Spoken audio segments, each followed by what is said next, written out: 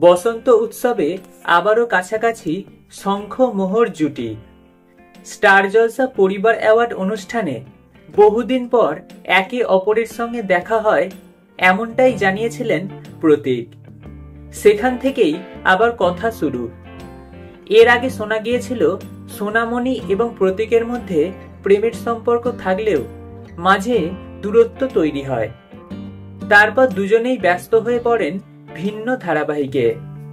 একসঙ্গে আর দেখা যায়নি সোনামণি প্রতীককে। স্টার জলসা পরিবার অ্যাওয়ার্ড অনুষ্ঠানে তাদেরকে একসঙ্গে অনেকক্ষণ কথা বলতে দেখা যায়।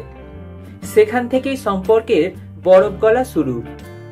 তবে এবার সকলকে অবাক করে দিয়ে দোলের দিন আবির মেখে প্রতীকের সঙ্গে ছবি শেয়ার করলেন সোনামণি। দোলের দিন আবির মেখে কাছাকাছি সোনামণি সাহা এবং প্রতীক সেন। সেই ছবির সঙ্গে আবার শোনা যাচ্ছে মানানসই গান তুজমে রব দিখতা হ্যায়। সোনামণি ও প্রতীকের জীবনে কি তবে লাগলো নতুন করে বসন্তের রং?